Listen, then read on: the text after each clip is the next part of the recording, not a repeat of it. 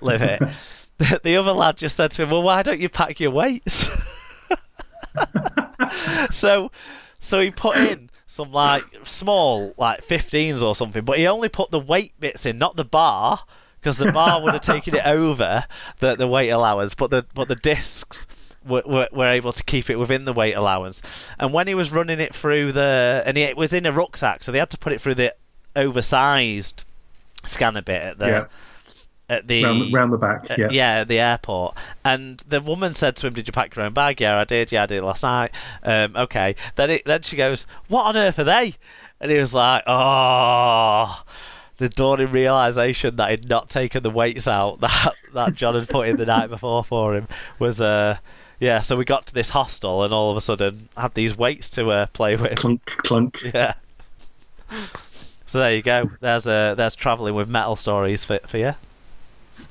Championship games of the week. In round 8, it's the top two, London versus Toulouse. So that's a really exciting tie. Who do you think will edge that one?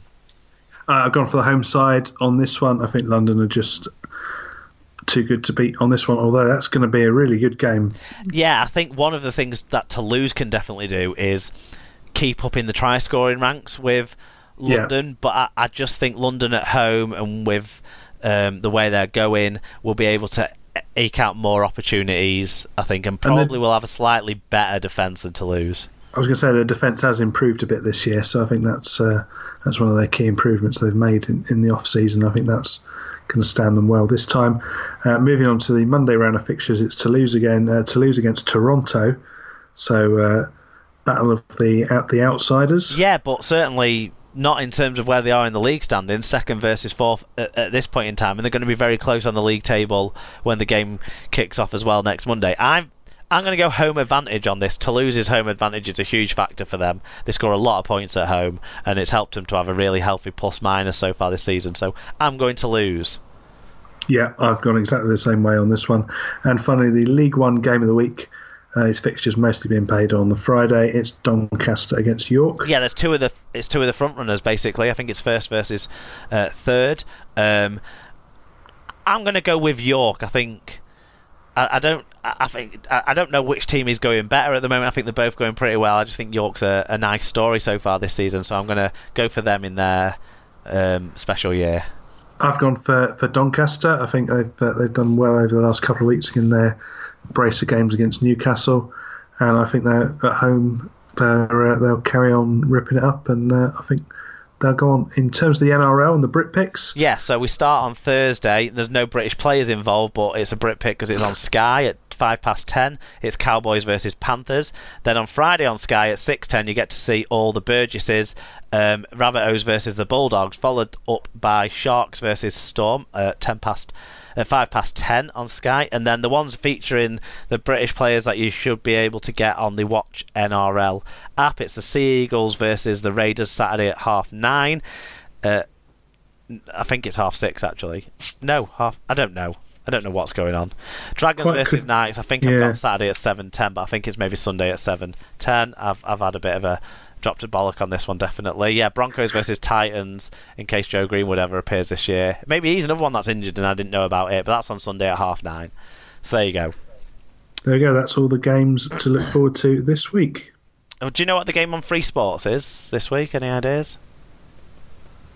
No, I don't know this one. Well, check out Rugby League on TV, Wix site, because that's a good one to go to find out where to get all your things to watch, and also the radio stuff. So that's an early SLP recommends as we head towards that stage of the show, as we now wrap up the 174th edition of Super League Pod.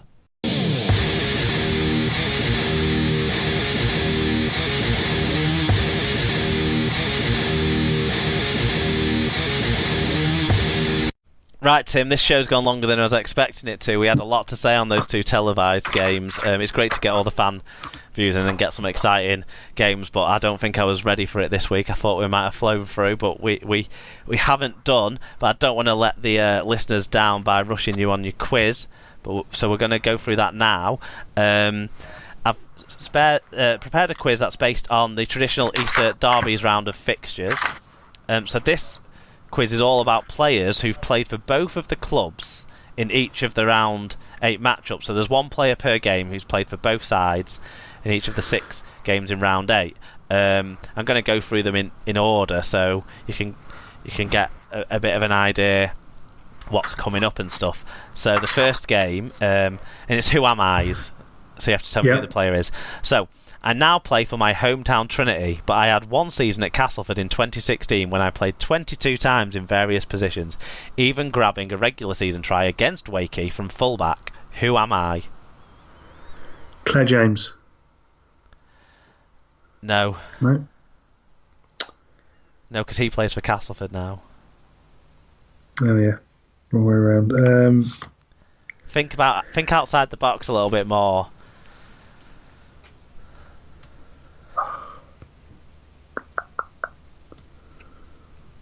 A multi-position fullback. No. No, it's not coming to you. For those playing along at home, give yourself a point if you said Ryan Hampshire. Okay, in the Hull derby on Friday, I've played in Super League for 7 different clubs in my lengthy career. That has now taken me to Hull Kingston Rovers. But the club I've played for most in Super League was the Cross City rival Hull FC. Who am I? Tommy Lee? It's not Tommy Lee. Not a bad shout, but I'd say Tommy Lee probably played more for Salford than anyone else in Super League. Or possibly, yeah. Or London, possibly, yep. But more clues? Someone even older than Tommy Lee. Goal kicking forward.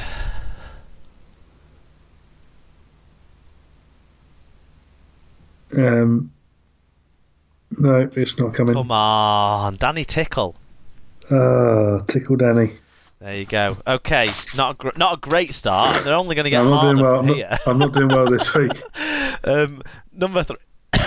Sorry, number 3. God, I got nearly to the end without missing the thing. Without dying, yeah.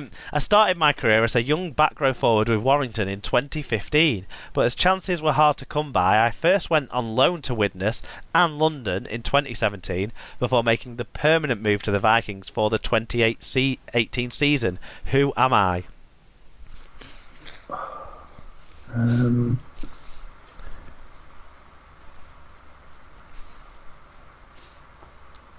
Hang on, what position did you say it was? Second row.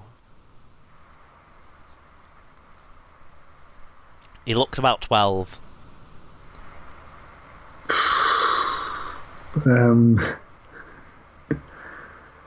Christine? No, he looks about 1200.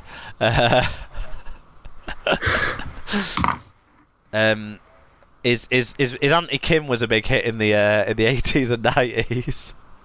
Oh, Sam Wilde. There you go. Okay, I'll give you one for that one. Number 4. During my time at Salford between 2010 and 2013, I was known as the fastest man in Super League.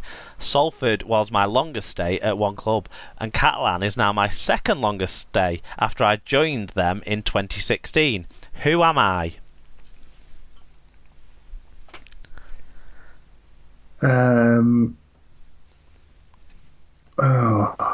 Is it the man who's a country, Sam Mower? It's not the man who's a country because he was never the fastest man in Super League. So it's a winger, and he's the fastest quantity surveyor in the world. We suspect. Tierney? Jody Broughton. Oh. It's not your game this week, is it? No, I'm not doing well this week. After my dietary preferences, I'm probably best known for my 3-year spell at Huddersfield between 2013 and 2015 before joining Leeds via a loan spell at Wakefield ahead of the 2016 season. Who am I? My dietary preferences? Yeah.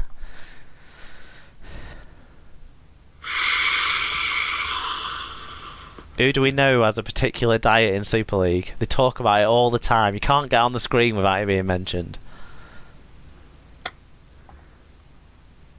No, it can't be. Can't be him. No. Started his career at Widnes, if that's another clue for you. Forward.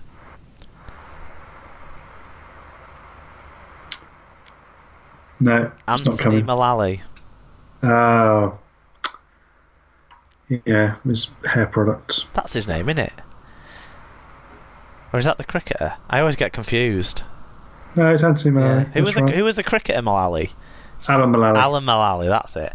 Anyway, finally, I mean, you've not got a chance of half marks. I'm bombing this one. But you've got a chance to, salvage some pride. I've played in grand finals for both St Helens and Wigan, against both Wigan and St Helens. But it isn't helping me get a game in 2018. Who am Smith. I? Yay! Yay, finally. There you go. Right, make amends with your recommends, Tim. Yep, so it's a film that's out on Netflix at the moment called Annihilation with Natalie Portman and Oscar Isaac. Oh, I love a bit of Portman. So, watched this on the way up to Coventry yesterday. It's definitely worth checking out. It's directed by Alex Garland. Oh yeah, of The Beach. The Beach and various other things. It's I won't give too much away about it, but it's definitely one that's worth checking out. And the other thing, what's the genre? Sort of horror sci-fi-ish. Oh right, okay, cool. So it's set in a sort of near future, or probably not even present. Yeah. But something mysterious happens and they have to go and investigate it. Sounds good. But it's a good one. The other Portman. Exactly. The other thing that's very specific recommends that came up for you specifically is Vocal Zone, the throat pastels. Very good if you do suffer from a sore throat. I think we should send a box to Dennis Betts because it might sort him out. But well, if he doesn't very want good them, I'll take them this week for sure. They're very good for clearing your throat out. And finally, the slightly weirder one I've got is what's called a gravity tea steeper. So it's a sort of a jug type thing that you put your loose tea into. You let it pour in your water, let it brew around, and then you pop it on the top of your mug, and it just dispenses it and trickles down and brews it perfectly. So you're gonna have to explain this again. So this is like me trying to work out Danny Tickle. This. you got a jug with a lid. Yeah. It sort of fits 500 mils. So kind of like a coffee cantina type. Yeah. Setup. So it's got a filter on the bottom. Yep. And then a sort of mechanism to allow it to pour like a one-way valve. Right. But only when you put pressure on it. So it's got little feet. Okay. And then you pour you take a scoop out of your loose tea of whatever variety you want. So if you want a green tea or whatever, or there's hundreds of thousands of different things. Or I'll cover some tea merchants in a future episode. get you on hooks for that one. Put your tea in, pour in your boiling water, or if you're having green tea, 80-degree water. So you're just putting your loose tea in to the water. You're not putting it into like a little mesh thing. No, the mesh is on the bottom that it sort of comes out. So you're throwing your tea in, and then you're pushing it through a filter. And then you're letting it brew. So you let the tea leaves cook up. So 5 minutes, and then when you're done, you just pop it on top of the mug, and it decants it. And then as it decants it, it strains it through the leaves, and it filters it, and it just comes out absolutely perfect. So, all right, sounds interesting. I'll have to put a picture up on it so people can see it in action. We're not allowed to buy loose leaf tea because it's too expensive, Emma thinks. So we have to buy bags. But that was actually weirdly one of my recommends this week was Tetley's green tea boost tea. Oh, right, yeah. Without which I don't think I would have been going to work the last few days as I've needed to, because it's really given me a vitamin B lift in the morning, which has been nice. But no, my main recommends this week, and stay with me here, it's a roast dinner pie is the best way to describe it. Man from Wigan recommends pies. Well, I'm not from Wigan, am I? No, but there we go. But I am from the north. So,